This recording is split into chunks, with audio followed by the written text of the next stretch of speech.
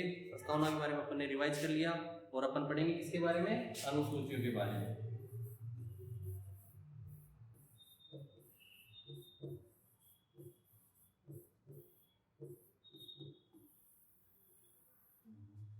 जो अनुसूचियां जो है भारतीय संविधान में मूलतः 8 थी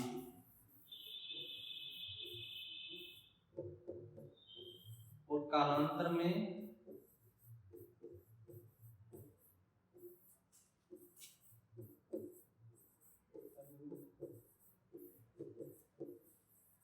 संविधान संशोधन द्वारा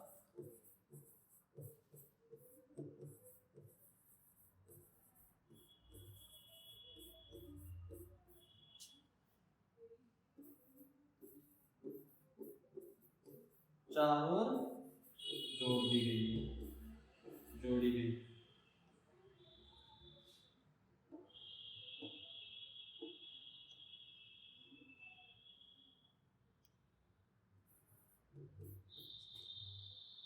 तो कितनी हो गई आपकी, 12। और आज इन्हीं 12 अनुसूचियों के बारे में अपन विस्तार से चर्चा करेंगे।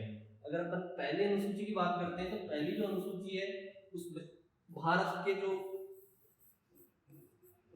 राज्य और केंद्र शासित प्रदेश है,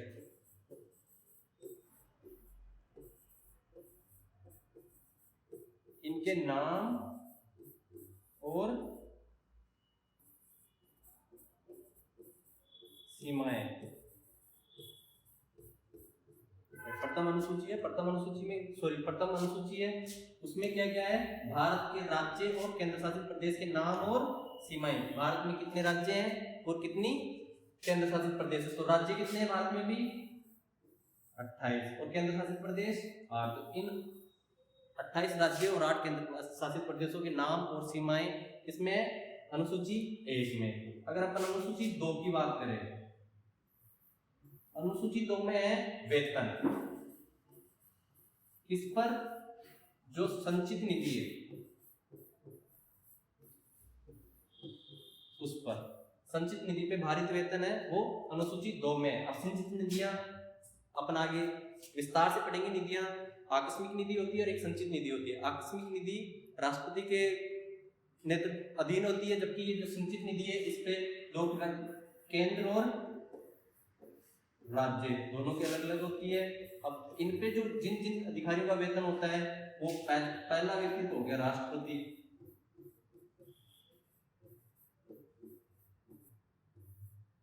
दूसरा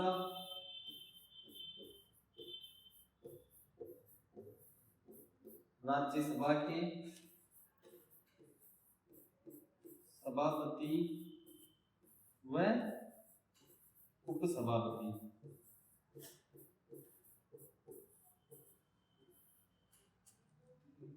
तीसरे हो गए लोकसभा के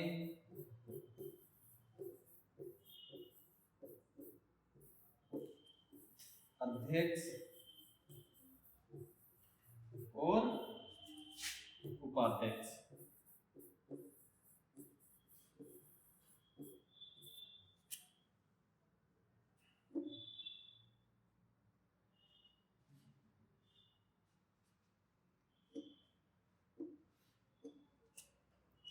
अध्यक्ष और उपाध्यक्ष। अगर चौथे की बात करें तो जो सर्वोच्च न्यायालय है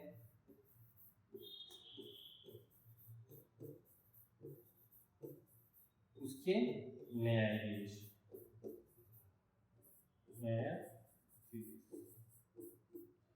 और पांचवा है भारत का नियंत्रक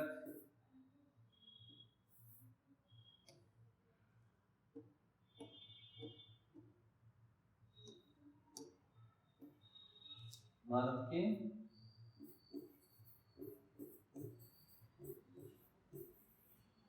नियंत्रक और वह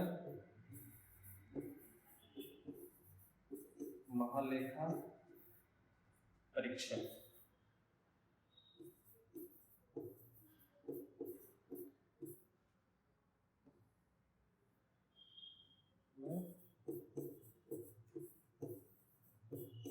परीक्षक। इस प्रकार जो केंद्र सरकार की संचित निधि है उस पर इनका वेतन भारित होता है। और जो राज्य सरकार है उस पे, जैसे भारत में राष्ट्रपति होता है तो राज्य में कौन होगा? राज्यपाल। अगर किसी राज्य में राज्यसभा मतलब उच्च सदन कौन सा होगा? विधान परिषद। विधान परिषद, अगर विधान परिषद है तो उसके सभापति और प्लस उपसभापति,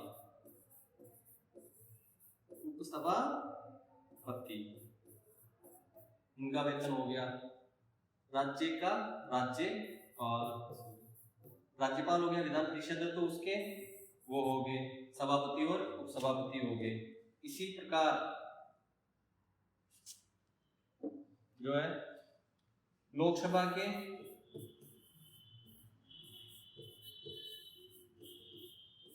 अध्यक्ष और उपाध्यक्ष,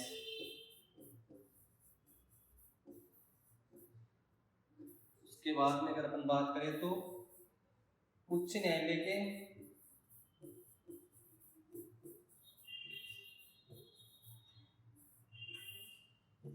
न्यायाधीश।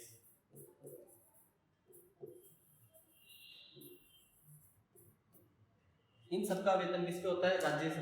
राज्य की संचित निधि पे। इस प्रकार इनका वेतन होता है। अब जो ये जो उच्च न्यायालय के न्यायाधीश होते हैं, वेतन तो इनको राज्य की संचित निधि से मिलता है, लेकिन जो इनको पेंशन जो मिलती है, पेंशन वो केंद्र सरकार की संचित निधि से मिलती है। इसी प्रकार जो अब इसमें एक ये भी है कि जो इनका जो वेतन है, इनमें अलाभकारी,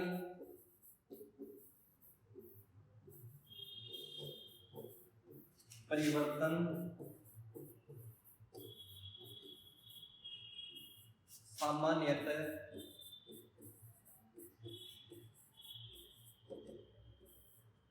नहीं किया जाता।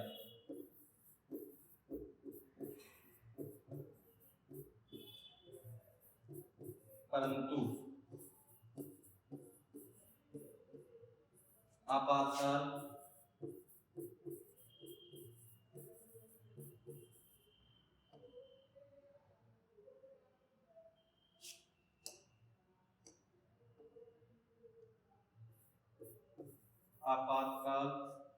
या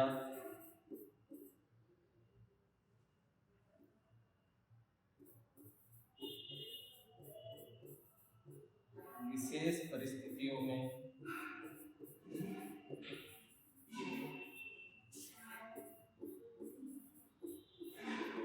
कटौती की जा सकती है। इस प्रकार अपन ने जो द्वितीय अनुसूची है उसमें पढ़े। द्वितीय अनुसूची में क्या था? वेतन संचित निधि पे भारित वेतन किस किस के थे? केंद्रीय संचित निधि और राज्य संचित। जो केंद्र की संचित निधि है उस पे किसके थे? तो राष्ट्रपति, राज्यसभा के सभापति, उपसभापति, लोकसभा के अध्यक्ष, उपाध्यक्ष और जो उच्चतम न्यायालय के जो न्यायाधीश है उनका नियंत्रक पालिका परीक्षक, और जो उच्च न्यायालय के न्यायाधीश है उनकी पेंशन। और राज्य में जो राज्यपाल, विधान परिषद के सभापति, उपसभापति और लोकसभा के जो विधानसभा के जो अध्यक्ष और उपाध्यक्ष है उनका वेतन, और उच्च न्यायालय के न्यायाधीशों का वेतन जो है इसके बाद। इस प्रकार अपन ने द्वितीय अनुसूची पूरी कर ली है। अब आगे अगर अपन बात करते हैं तो आगे जो अनुसूची है उसका नाम है तीसरी अनुसूची।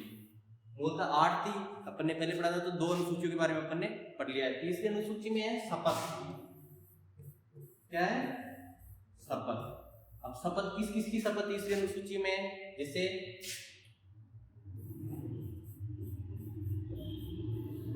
सांसद का उम्मीदवार,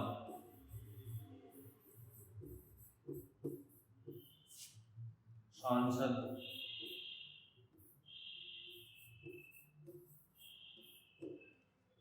का उम्मीदवार हो गया, सांसद हो गया, और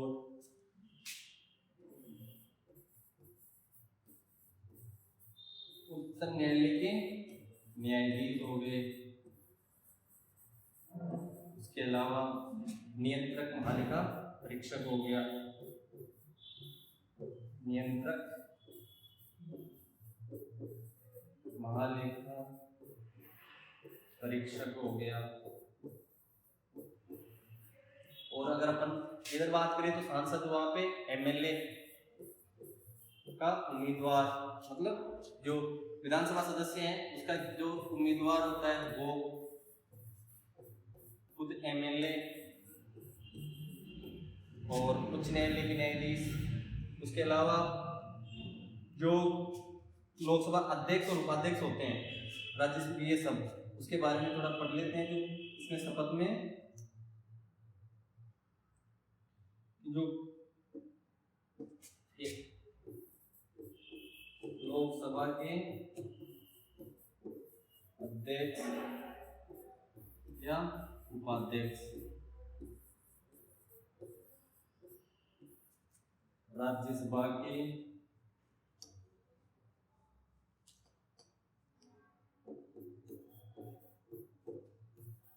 सभापति या उपसभापति, उसके बाद में विधानसभा का अध्यक्ष और उपाध्यक्ष, और विधान परिषद का सभापति और उपसभापति।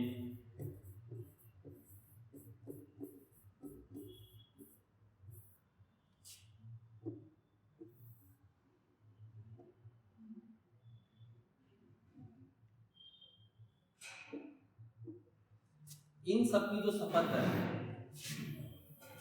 अलग से नहीं होती,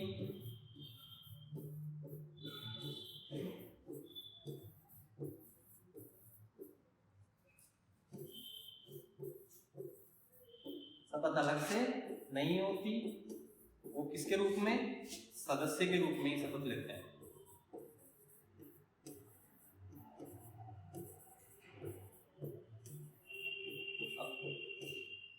और जो उपसभापति होता है, सॉरी राज्यसभा का जो सभापति होता है, ये तो उपराष्ट्रपति के रूप में, उपराष्ट्रपति के रूप में, और इनकी शपथ का उल्लेख है आर्टिकल 69 में। भाई उपराष्ट्रपति की शपथ का प्रावधान 69 में, और उपराष्ट्रपति जो होता है वही राज्यसभा का क्या होता है, पदेन सभापति होता है। इस प्रकार जो राष्ट्रपति है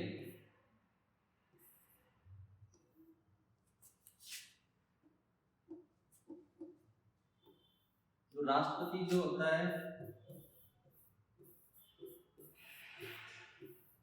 इनकी शपथ का उल्लेख आर्टिकल 60 में है। राज्यपाल जो होता है इनकी जो शपथ है इनका उल्लेख आर्टिकल 159 में है। इस प्रकार अपन ने अनुसूची 3 में जिन जिन की शपथ का प्रावधान है उनको पढ़ा। जैसे कि किस किस का है, अगर अपन सांसद के उम्मीदवार सांसद, उच्चतम न्यायालय के न्यायाधीश और नियंत्रक महालेखा परीक्षक, एमएलए का उम्मीदवार एमएलए और उच्च न्यायालय के न्यायाधीश, इन सब की शपथ का प्रावधान तीसरी में है।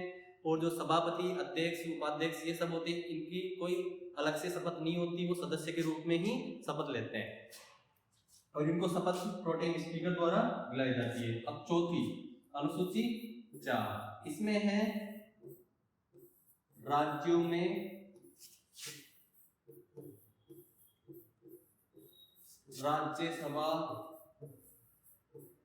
की सीटों का आवंटन। ये किसमें है, अनुसूची 4 में। अब जैसे राजस्थान में राज्यसभा की सीटें कितनी है, तो 10, और लोकसभा की कितनी है, 25। तो अनुसूची जो 4 है उसमें ओनली जो राजस्थान में राज्यसभा की जो सीटें हैं उन्हीं का प्रावधान है। अब राज्यसभा की सीटों का जो आवंटन है उसका प्रावधान किसमें है? अनुसूची 4 में। अब आगे आती है अनुसूची 5 में है अनुसूचित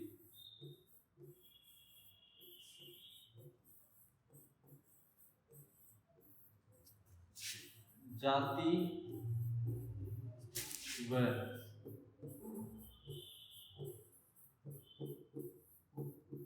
जनजाति से जनजाति के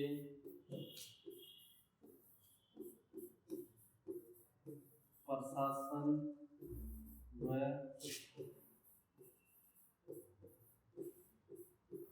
नियंत्रण संबंधी प्रावधान। अनुसूची 5 में, अनुसूची 4 में अपन पढ़ा है कि राज्यसभा में सीटों का आवंटन। अनुसूची 5 में है अनुसूचित जाति व जनजातीय, यहाँ पे इसको जनजातीय क्षेत्रों के प्रशासन व नियंत्रण से संबंधित प्रावधान है। अनुसूची 6, इसमें स्पेशली 3 राज्य हैं जिसको अपन स्पेशली ATMM से याद करते हैं, जैसे असम, त्रिपुरा, मिजोरम और मेघालय। इन 4 राज्यों में जो जनजातीय क्षेत्र है, जनजातियों से संबंधित जो प्रशासन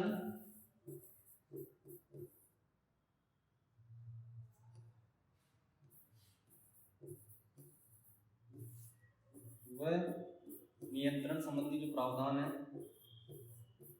वो कहाँ पे है?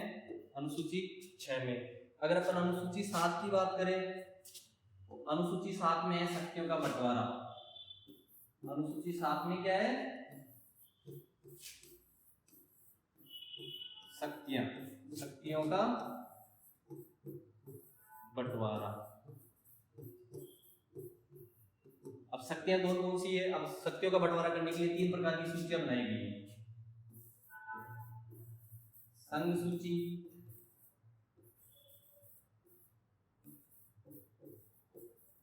राज्य सूची और समवर्ती सूची।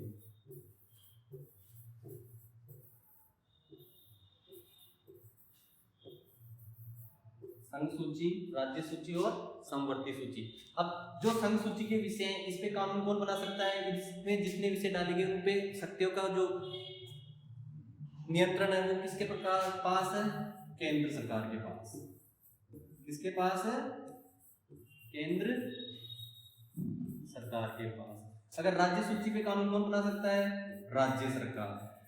लेकिन यदि कोई कानून, ऐसी सूचियां जिन पे राज्य और केंद्र दोनों बना सकते हैं, राज्य और केंद्र दोनों, वो किस में डाली जाती है? समवर्ती सूची में। अब ऐसा कोई विषय जिसपे समवर्ती सूची का विषय है और राज्य भी कानून बना रहा है और केंद्र भी कानून बना रहा है, वैसे विषय में अगर कहीं पे टकराव हो तो उस स्थिति में केंद्र सरकार का कानून वैलिड माना जाता है, वैध माना जाता है। और इसमें जो विषय बांटे गए हैं, पहले 97 थे, इसमें 66 थे और इसमें 47 थे, लेकिन इसमें बढ़कर आप कितने हो गए? 100। 66 से घटकर इसमें कितने रख दिए? 61। 5 विषय यहाँ से हटाकर इसमें डाल दिए गए समवर्ती सूची में, और यहाँ पे कितने हो गए? 52। अब वो 5 विषय कौन कौन से थे, कब हटाए थे, उस पर अपन एक बार देख लेते हैं। जो 5 विषय कहां से? राज्य सूची से हटाकर किसमें डाला गया? समवर्ती सूची में। समवर्ती सूची में कितने विषय डाले गए? 5। कब डाले गए? तो 42वें संविधान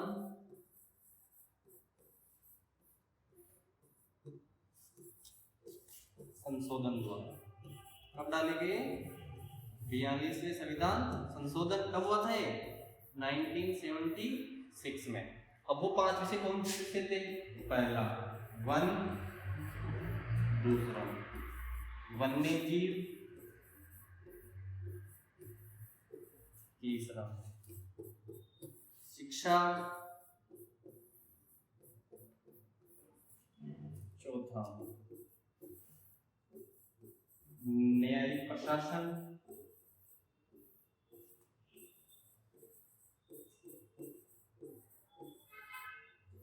और पांचवा था नाप तोल की इकाइयां।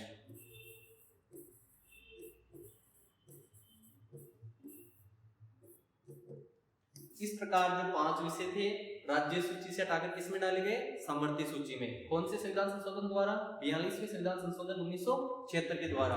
वन, वन्य जीव, शिक्षा, न्यायिक प्रशासन और नापतोल की इकाइयां, ये पहले राज्य सूची में थे। मतलब समवर्ती सूची में आने का मतलब है अब इन विषयों पर केंद्र सरकार और राज्य सरकार दोनों कानून बना सकते हैं।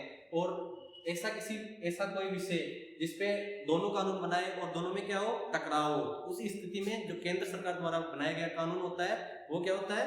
वैलिड होता है। इस प्रकार अपन ने 7वीं अनुसूची पढ़ ली। अब आगे आती है 8वीं अनुसूची में है भाषाएं। क्या है? भाषाएं। भाई भारतीय संविधान में 8वीं अनुसूची में कितनी भाषाएं? तो मूलतः भाषाओं की संख्या थी, मूलतः जो भाषाएं थी वो 14 भाषाएं थी। कितनी थी? 14। और इनमें जो भाषा थी इनके अंदर अपने को एक ही चीज ध्यान में रखनी थी कि इन 14 भाषाओं में अंग्रेजी भाषा जो थी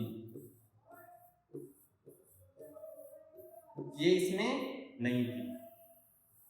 अर्थात 8वीं अनुसूची में अंग्रेजी का वो नहीं है। उसके अलावा असमिया, बंगाली, तमिल, तेलुगु, मलयालम, हिंदी, संस्कृत, उर्दू आदि 14 भाषाएं थी। बाकी अब ये तो मूलतः थी, लेकिन संविधान संशोधन द्वारा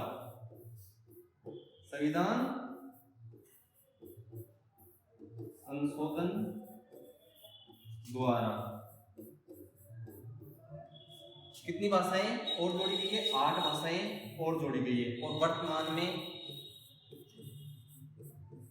संविधान में 8वीं अनुसूची में कितनी भाषाएं हैं? 22 भाषाएं। मान्यता प्राप्त भाषाएं कितनी है? 22। इनमें अगर अपन 15वीं भाषा का नाम लें तो वो जोड़ी गई थी 21वें संविधान संशोधन द्वारा, और वो थी सिंधी। कौन सी थी? सिंधी। उसके बाद में अगर अपन बात करें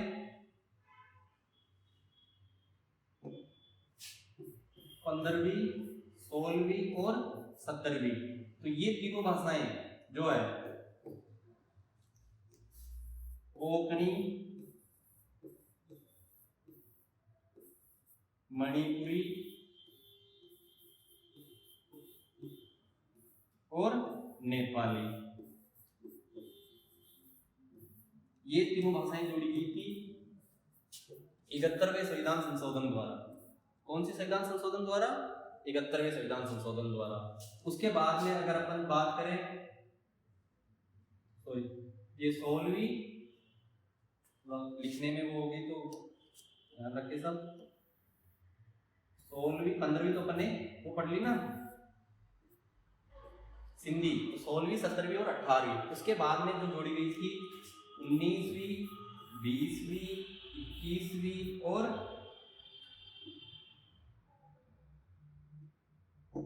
22वीं,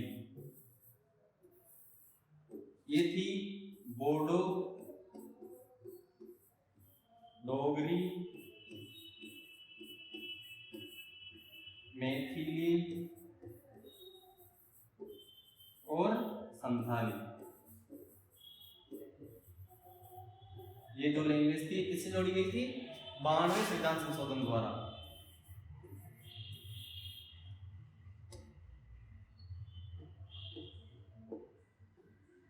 कौन सा संविधान संशोधन? 92वां संविधान संशोधन। इस प्रकार भारतीय संविधान में वर्तमान में टोटल 22 भाषाएं हैं। मूलतः कितनी थी? 14। 14 से बढ़ के कितनी हो गई 22। और कितने संशोधनों द्वारा जोड़ी गई 3। कौन कौन से 21वां हुआ, 71वां हुआ और 92वां हुआ।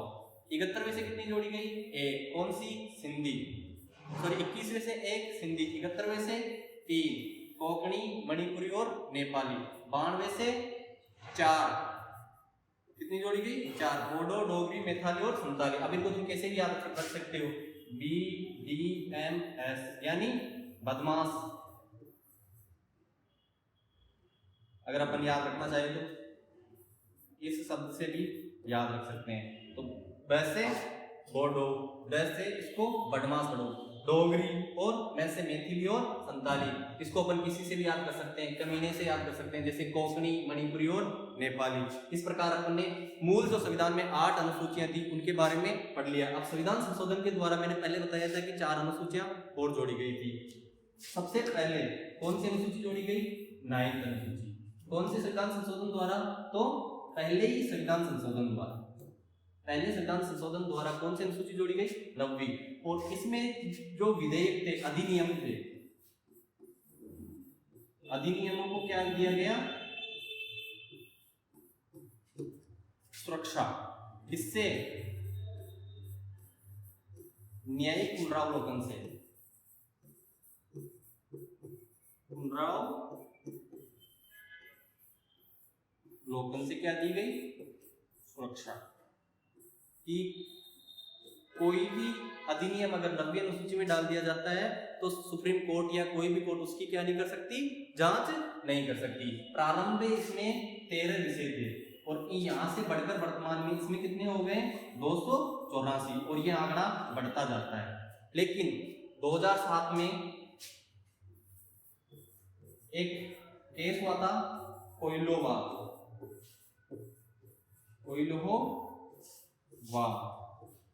उसमें कहा गया कि जो 1973 से 24 अप्रैल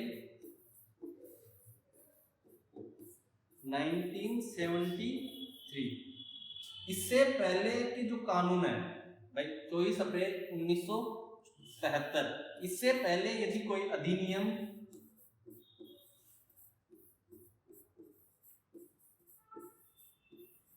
नवीं अनुसूची में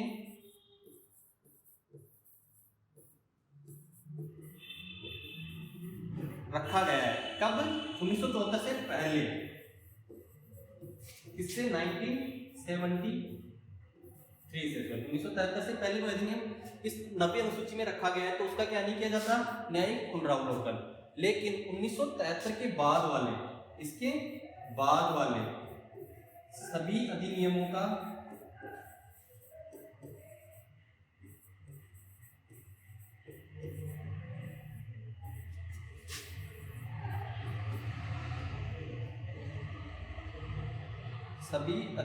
क्या किया जा सकता है,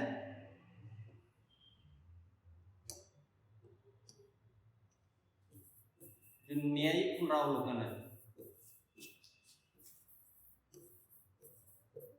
न्यायिक पुनरावलोकन किया जा सकता है। और जो केशवानंदवाद था 1974 वाला केशवानंदवाद कब का था ये 1973,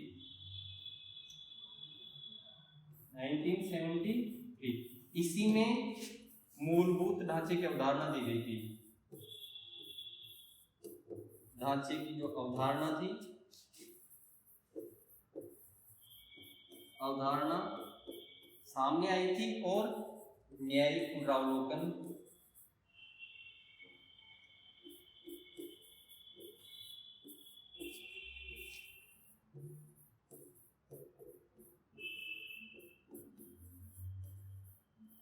जो है क्या है, एक मूल ढांचा है इसका, भारतीय संविधान का, अर्थात इसमें कोई परिवर्तन नहीं किया जा सकता और जो सुप्रीम कोर्ट है, न्यायपालिका है, वो अधिनियम की क्या कर सकती है, समीक्षा कर सकती है, जांच कर सकती है। इस प्रकार अपन ने 9th जो अनुसूची है वो भी पढ़ ली। अब 10वीं अनुसूची ये जोड़ी गई थी 52वें संविधान संशोधन 1985 द्वारा। इसमें जो दल बदल होते हैं, दल बदल लोग होते हैं ना, तो एक जगह टिक के नहीं बैठते, अपने स्वार्थ के लिए अपना जो स्टैंड होता है उसको छोड़ देते हैं। जैसे कोई बीजेपी, बीजेपी से कांग्रेस, कांग्रेस से बीजेपी, ऐसे लोगों के लिए क्या बनाया गया था, कानून बनाया गया था कि कोई भी व्यक्ति दल बदल करेगा तो उसका क्या कर दी जाएगी, जो सदस्यता है वो निरस्त कर दी जाएगी। ये इसमें थी दल बदल संबंधी क्या थी इसमें, निरर्थाएं, निरर्थाएं। फिर इसके अंदर एक संविधान संशोधन और किया गया, वो था 91वां संविधान संशोधन 2002।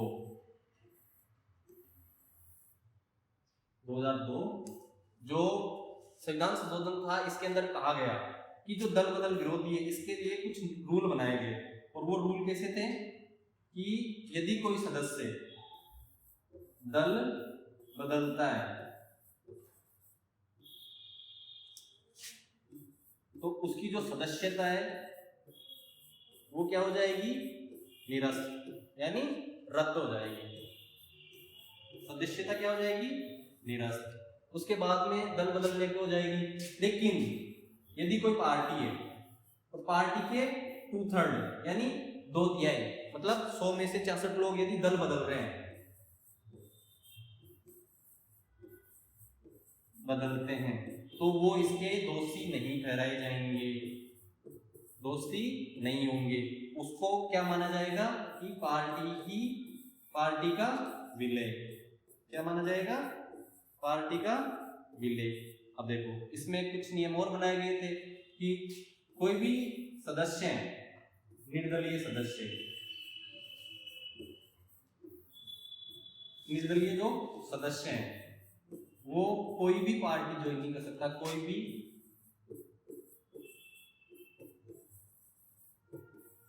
दल में नहीं जा सकता।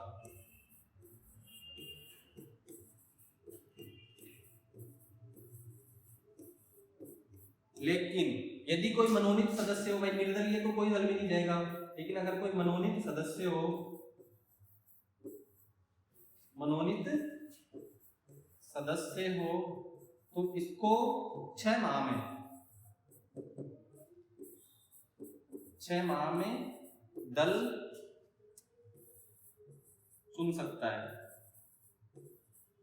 अगर 6 माह तक ये भी दल ज्वाइन नहीं करता, नहीं चुनता, उसके बाद इसको भी दूसरे दल में उसमें जाने की परमिशन नहीं होगी। इसी प्रकार जैसे कोई सदस्य है और पार्टी के जो व्हीप है, मतलब पार्टी के कुछ नियम होते हैं, रूल्स होते हैं, उसको व्हीप के नाम से जाना जाता है, इनका क्या करता है, उल्लंघन, और वो क्या पाया जाता है, दोषी।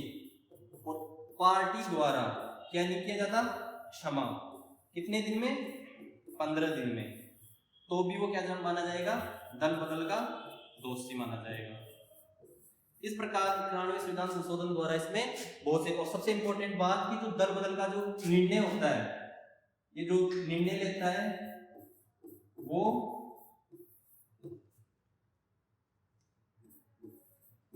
उसी सदन का, वो कौन करता है, सदन का अध्यक्ष करता है। और जिससे क्या किया जा सकता है, न्यायालय में चुनौती दी जा सकती है ना।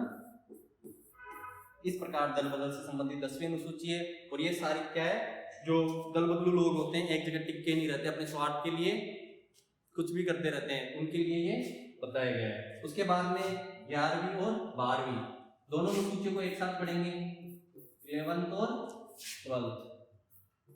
देखो 73वें संविधान संशोधन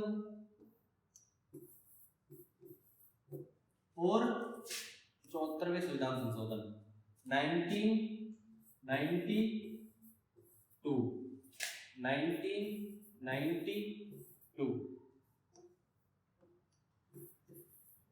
दोनों संविधान संशोधन कब हुए थे, 1992 में।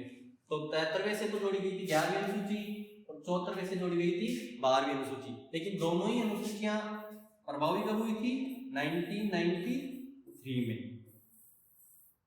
संशोधन कब हुआ? 1992 में। लेकिन ये जो लागू कब हुआ? 1993 में। इसमें तो है पंचायती राज, जिस पर अपन आगे विस्तार से चर्चा करेंगे। भाग 9 में पूरा कंप्लीट दे रखा है। और इसमें है नगरीय स्वशासन, जिस पर भी अपन आगे विस्तार से चर्चा करेंगे। और पंचायती राज में इसमें टोटल पंचायती राज संस्थाओं को 29 विषय सौंपे गए हैं।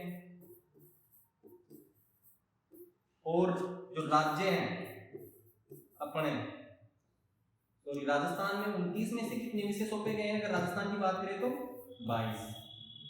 टोटल विषय कितने सौंप सकते हैं? 29। और राजस्थान में कितने सौंपे गए हैं? 22। और यहाँ पे कितने हैं? 18।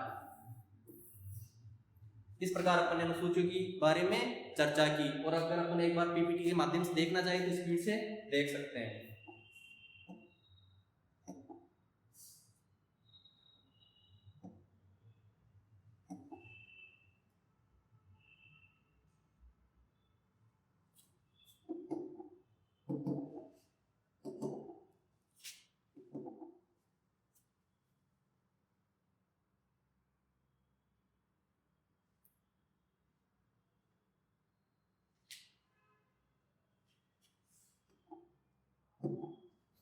ये संविधान की अनुसूचियां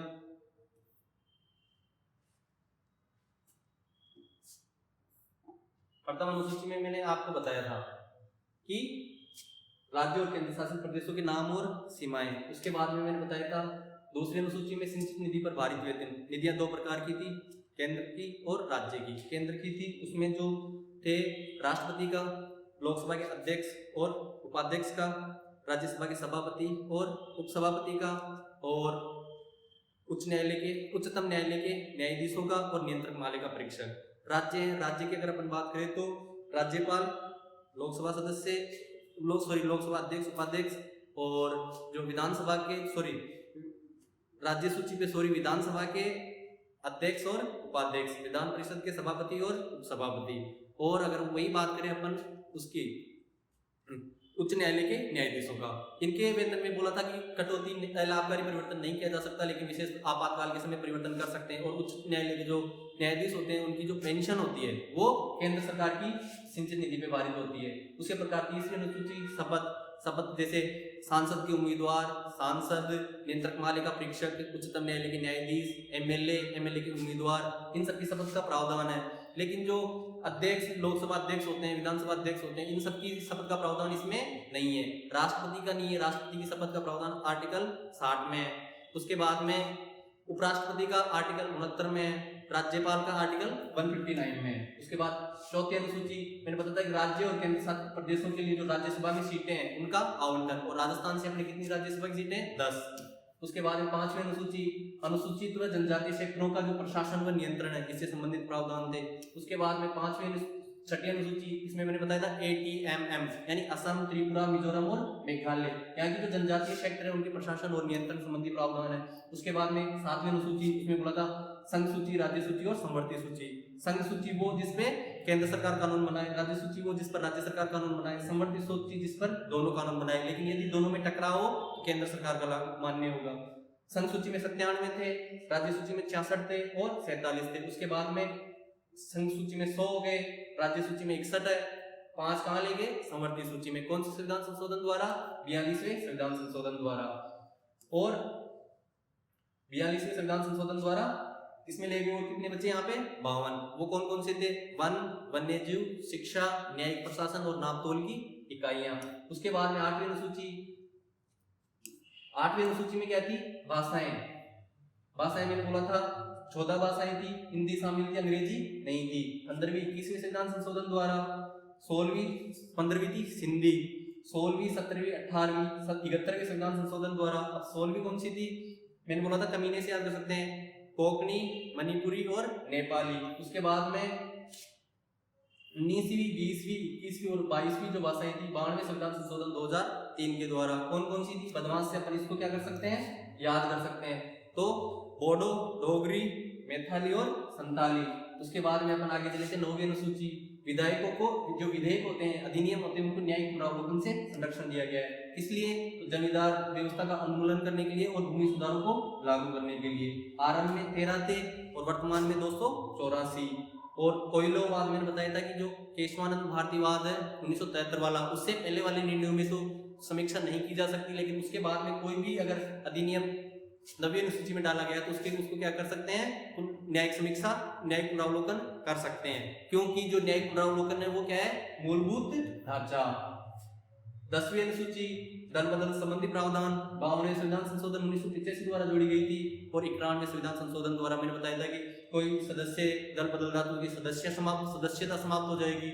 उसके बाद में यदि 2/3 सदस्य एक साथ दल बदलते हैं तो उसको सदस्यता नहीं माना जाएगा, पार्टी का विलय माना जाएगा। यदि कोई निर्दलीय सदस्य हैं वो कोई भी दल ज्वाइन नहीं कर सकता। मनोनीत सदस्य 6 महीने में ज्वाइन कर सकता है। और कोई सदस्य व्हिप का उल्लंघन करता है, व्हिप क्या जो पार्टी के नियम होते हैं, तो 15 दिन में यदि उसे पार्टी क्षमा नहीं करती है तो उसको भी क्या माना जाएगा, दल बदल का दोषी। और जो दल बदल संबंधी उसका निर्णय कौन करता है, सदन का अध्यक्ष। उसके बाद में 11वीं अनुसूची में मैंने बताया था पंचायती राज 73वां संविधान संशोधन 1952 जो 1993 में लागू हुआ था। और इसी में अपन ने पढ़ा था कि 29 विषय थे, राजस्थान में कितने दिए गए हैं, 22। और 12वीं अनुसूची में नगरीय स्वशासन 74वां संविधान संशोधन 1992 में, वही 1993 में, और नगरीय स्वशासन को कितने विषय दिए गए हैं, 18। इस प्रकार अपन ने भारतीय संविधान का सबसे इंपॉर्टेंट टॉपिक जो आने वाले सभी कंपटीशन एग्जाम बहुत जरूरी होता है और सभी के लिए, जैसे भारत के नागरिक तो कुछ भारत के बारे में सामान्य जानकारी होना जरूरी है। इस क्रम में अपन ने आज अनुसूचियां पढ़ी है। आई होप आपको ये क्लास अच्छी लगी होगी और आपका सपोर्ट हमारे लिए बहुत जरूरी है, हमें मोटिवेट करता है। आपके सपोर्ट से ही हम आगे कुछ कर सकते हैं, इसलिए हमें सपोर्ट करो। जितना ज़्यादा सपोर्ट करोगे उतना ही आपके लिए अच्छा कंटेंट लेके आएंगे।